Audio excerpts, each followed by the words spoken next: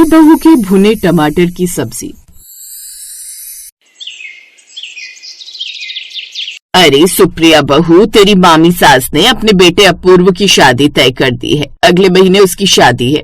अरे वाह, ये तो बड़ी अच्छी बात सुनाई माँ जी आपने। चलिए फिर मैं अभी से तैयारी शुरू कर देती हूँ। हाँ हाँ, तू अपने लिए कपड़े बनवा ले। अरे मुझे भी तो अपने लिए नई साड़ी तैयार करवानी है। ऐसा करते हैं, कल ही चलते हैं दोनों मीना बाजार। वैसे भी तेरी चॉइस ज्यादा अच्छी है। हाँ माँ जी, वो तो है। सुप्रिया खाना बनाने से लेकर शॉपिंग तक में हर चीज में अच्छी थी और इसलिए रिश्तेदारी में कहीं भी शादी हो उसे हर जगह पहले ही इनवाइट कर लिया जाता और इसी बात का उसे अब काफी घमंड भी था। अगले दिन वो अपनी सास के साथ शॉपिंग पर चली जाती है, जहां वो अपने लिए और अपनी सास के लिए शॉपिंग करती है। ऐसे ही कुछ दिन बीत जाते हैं और अब अपूर्व की शादी को हफ्ता भर रह जाता है।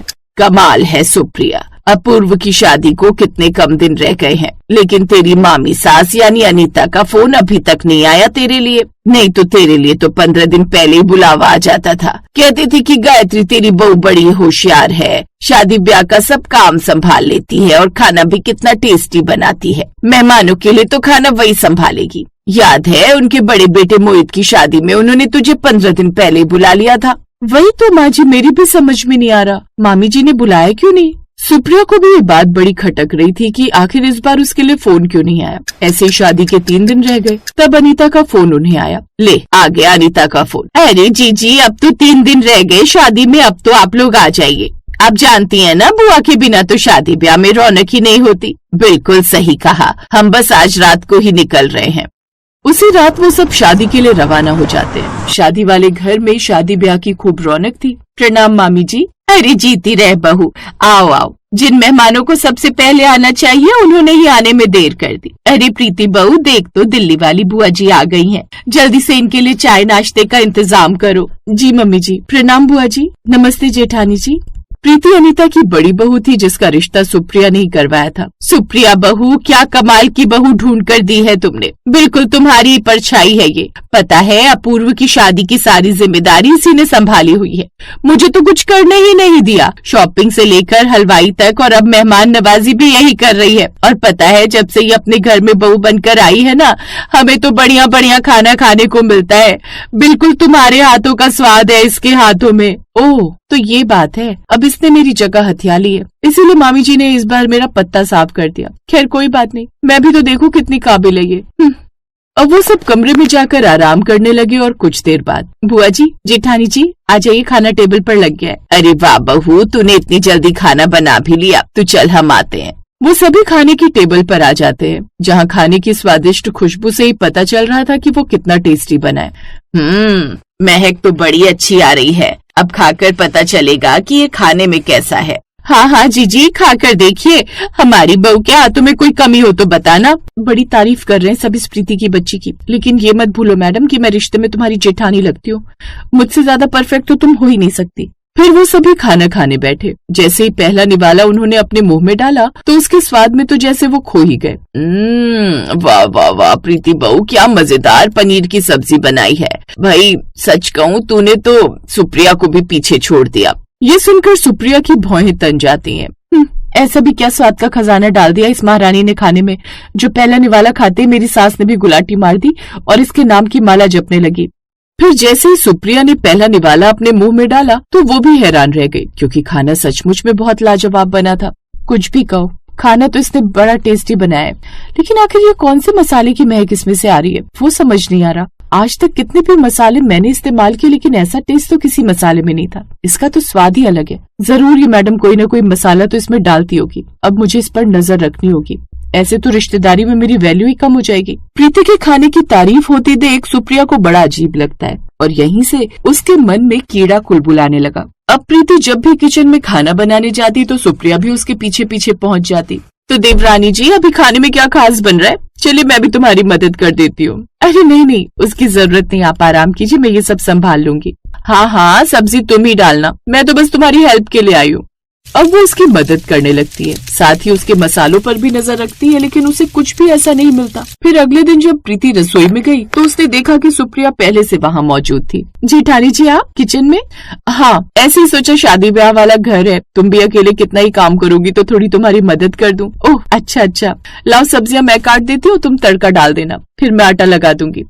ऐसा कहकर वो दोनों काम में लग जाती हैं। सुप्रिया की नजर लगातार प्रीति के मसालों पर ही थी। वो जैसे ही मसाले का डब्बा खोलती है, अरे ये लाल मिर्च कौन सी है? ये बस साधारण से बाजार में मिलने वाली लाल मिर्च है। कुछ ही देर में सब्जी बनकर तैयार भी हो गई और उसकी लाजवाब खुशबू हर तरफ फैल गई। दीदी अगर आटा लग गया है तो चलिए फटाफट से रोटी बेल लेते हैं। हैं रोटी? हाँ चल रोटी बना लेते हैं। ये प्रीति की बच्ची तो बड़ी चालाक है, सब कुछ कितना जल्दी जल्दी किया, मुझे तो कुछ समझ ही नहीं आया। सारा खाना इतने अच्छे से फटाफट बना दिया।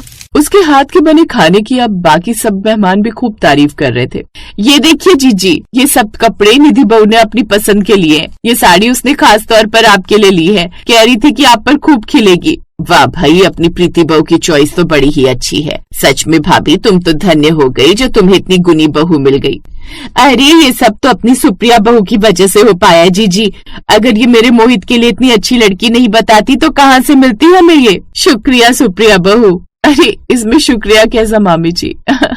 मेरी हिम्मत मारी गई थी जो मैं इस प्रीति की बच्ची को अपनी देवरानी बनाकर ले आई। बताओ भला ये भी कोई बात हुई? पहले जहाँ सब मेरी तारीफ करते थे हर जगह पहले मेरी पूछ होती थी, अब तो कोई जैसे मुझे पूछ ही नहीं रहा। मैं तो जैसे एक कोने में सिमट कर रह गई हूँ।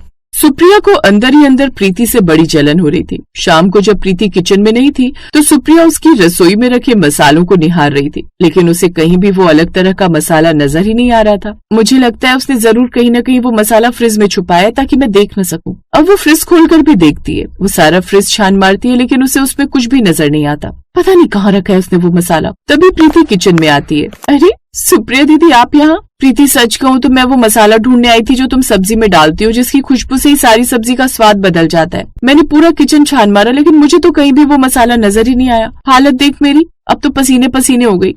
उफ थक गई मैं तो। ये सब सुनकर प्रीति मुस्कुराने लगती है।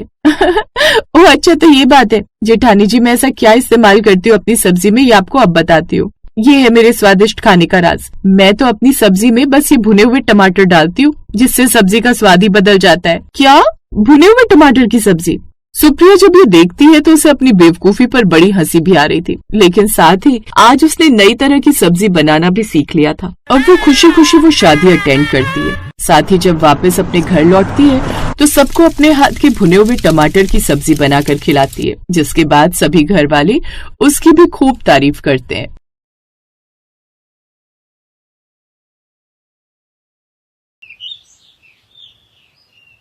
ये ले अलका, बन गई मेरी टमाटर की सब्जी, चेक कर दे।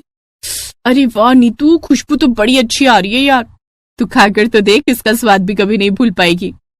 वाह यार नीतू, ये तो बड़ी टेस्टी सब्जी है, मजा ही आ गया। कहा था ना तो इसका टेस्ट नहीं भूल पाएगी। शाम को अलका सब्जी मंडी जाती है, तभी वहां टमाटर के ठेले पर जाती है। टमाटर ले लेती हूँ, जब नीतू टमाटर की सब्जी बना सकती है तो मैं क्यों नहीं। अलका टमाटर लेकर घर आ जाती है। अरे बहू, इतने टमाटर क्यों उठा ले आई? ठेला लगाने का इरादा है क्या? नहीं, मोहल्ले वालों को मारने के लिए है माँ जी। तुम आजकल की बहुओं को ना सीधा जवाब देना ही नहीं आता, जब देखो तब उल्टा जवाब। तो आप कौन सा कम मुंह चलाती हैं? आते ही शुरू किसने किया? अरे चुप हो जाओ, तब से देख रहा हूँ दोनों चपड़ चपड़ लगी हुई हो। और बहू, अपनी सासू माँ से ऐसे बात नहीं करते। तो आप माँ जी को भी समझा दीजिए, कितने प्यार से टमाटर लाई थी लेकिन आते ही मूड खराब कर दिया। तुम भी चुप हो जाओ भाग्यवान। हाँ, तुम तो मुझे ही चुप करवाओ अब। हे भगवान, इस उम्र में यही दिन देखने रह गए थे। लो, इनके ड्रामे तो फिर शुरू हो गए। मैं तो चली किचन में खाना बनाने। अब अलका किचन में जाकर खाना बनाने लगती है। फिर सभी लोगों को गोभी टमाटर की सब्जी बना, जिसमें गोभी तो कम होती है लेकिन टमाटर ही टमाटर भरे हुए होते हैं। चलो, सब्जी तो रेडी हो गई, अब सभी को दे देती हूँ। हे भगवान, बस सबको पसंद आ जाए। अलका सबको सब्जी परोसती है। फिर जैसे ही उसकी सास टमाटर गोभी की सब्जी देखती है, हैं इतने सारे टमाटर। अरे बहू, ये गोभी की सब्जी है या टमाटर की सब्जी? गोभी आलू तो दिख ही नहीं रही, बस टमाटर ही टमाटर दिख रहे हैं। हाँ बहू, इसमें सब्जी से ज्यादा तो टमाटर हैं। अब समझ आया बहू, तू इतने टमाटर क्यों लाई थी। ये बनाने के लिए लाई थी तू टमाटर। सारे पैसे इसने इसी में गवा दिए। माँ जी आप तो ऐसे कह रही हैं जैसे आपके पैसे लगे हो इसमें। मेरे पति के पैसों से आए हैं तो मैं जो मर्जी लाऊं। अलग थोड़ा तमीज से बात करो। और माँ तुम भी क्यों हर बार उसे टोकती रहती हो? अरे तो मैं इसकी सास हूँ, अच्छा बुरा उसे समझाऊंगी ही ना, मेरा हक बनता है। तो क्या दुनिया की हर सास अपनी बहू को ऐसे ही डांटती रहती है माँ जी? भाभी आपको पता होता ना दुनिया की दूसरी सास कैसी कैसी होती है तो आप इतना ना बोलती। और मेरी माँ तो उनसे बहुत अच्छी है, नहीं तो आप ऐसा नहीं बोलती। अच्छा, और जब आप पिछले हफ्ते अपने बड़े भाई से लड़ रही थी तब आप उनको कैसे 1000 के सूट को भी सस्ता बताकर 10 बार सुना रही थी? तब आपकी तमीज कहाँ गई थी कमीज लेने? अलका चुप भी हो जाओ और अब सब चुपचाप से खाना खाओ। फिर सब बैठकर खाना खाने लगते हैं। वो सब्जी खाने के बाद ननद सुनिधि कहती है, ये सब्जी कुछ खास नहीं बनी है, कितने टमाटर भरे पड़े हैं इसमें। वो तो भूख ज्यादा लगी है इसलिए ये खा रही हूँ, नहीं तो खट्टापन बहुत ज्यादा ही है इसमें। अब जो है खा लो बेटी। तो गोभी आलू की ये सब्जी ठीक ठाक ही बनी थी इसलिए सब लोग खा ही लेते हैं। लेकिन अलका को लगता है कि सबको उसके हाथ की टमाटर वाली सब्जी बड़ी पसंद आई, इसलिए अब से वो हर सब्जी में भर भर कर टमाटर डालने लगी। कभी कभी वो टमाटर की प्यूरी बनाकर डाल लेती है। अगले दिन, ये लीजिए आपका टिफिन, आज आपके लिए बनाई है मटर पनीर की सब्जी और पूरी। अरे वाह, फिर तो मजा आ जाएगा। इधर घर पर जब अलका सबको मटर पनीर की वो प्यूरी वाली सब्जी परोसती है तो हे भगवान, कितना सारा टमाटर सब्जी में डाल दिया है, सारी सब्जी लाल हो गई है। सच में माँ, ऐसा लगता है कि अपनी टमाटर की दुकान है जो भर भर कर टमाटर डालती है भाभी इसमें। इतनी तेज भाभी मिली है कि पूछो मत। जैसे तैसे वो खाना खाकर कॉलेज चली जाती है। फिर दिन के समय मिक्सी चलाने की आवाज रसोई में से आती है। हे राम, क्या हुआ आशा? महारानी ने हमें अभी अभी टमाटर की सब्जी खिलाई है और अब फिर से पीसने बैठ गई, कहीं ये हमें टमाटर खिला खिलाकर मार ही ना दे। फिर कुछ दिन बाद, आज मैं सबके लिए शिमला मिर्च और टमाटर की सब्जी बनाऊंगी। अलका रसोई में खाना बनाने लगती है। हे राम, मैं तो इस घर में टमाटर की स्मेल से ही परेशान हो चुकी हूँ। अभी बहू को हर सब्जी में टमाटर डालने का शौक चढ़ा हुआ है, कुछ ही दिनों में खुद भी ये सब खाकर परेशान हो जाएगी। कुछ दिन बाद, आज तुमने मुझे टिफिन में क्या दिया है? घी की सब्जी और रोटी। और उसमें टमाटर तो भर भर के नहीं डाले ना? कहीं तुमने फिर से उसे घी की जगह टमाटर की सब्जी बना दिया हो। सच कहूँ तो मैं तुम्हारी टमाटर की सब्जी से परेशान हो चुका हूँ, मुझे बिल्कुल पसंद नहीं। तुम्हें पता है अब तो मुझे सब्जी की महक से भी प्रॉब्लम होने लगी है। अरे नहीं नहीं, नहीं डाला। लेकिन रजत जब ऑफिस में टिफिन खोलता है तो परेशान हो जाता है क्योंकि उसमें ढेर सारे टमाटर होते हैं। वो शाम को आकर अलका को खूब डांटता है जिससे वो रोने लगती है। फिर उसे उस पर दया आ जाती है और वो उससे कुछ नहीं बोल पाता और अब वो सब चुपचाप उस टमाटर की सब्जी को खाते रहते हैं। लेकिन पहले जहाँ अलका टमाटर का पेस्ट 4-5 दिन तक रखती थी, लेकिन अब तो वो 10-10 दिन तक एक साथ टमाटर की प्यूरी बनाकर रखती, जिससे एक दिन उसकी ननद को उल्टियां होने लगती हैं और उसे अस्पताल लेकर जाते हैं, जहाँ डॉक्टर बताते हैं कि उसे फूड पॉइजनिंग हुई है। इनको फूड पॉइजनिंग हुई है बासा मसाला या खाना खाने से, और इनके शरीर में गैस्ट्रिक एसिड की मात्रा भी बहुत ज्यादा है, जो कि ज्यादा टमाटर खाने की वजह से होता है। देखा तेरी लापरवाही का नतीजा बहू, आज तेरी वजह से मेरी बेटी की जान खतरे में पड़ सकती थी। अरे अब तू क्या हम लोगों की जान लेकर मानेगी ये टमाटर खिला खिलाकर। अब अलका को अपनी गलती का एहसास होता है, वो सबसे इसके लिए माफी मांगती है और उस दिन के बाद कभी भी ज्यादा टमाटर का इस्तेमाल नहीं करती।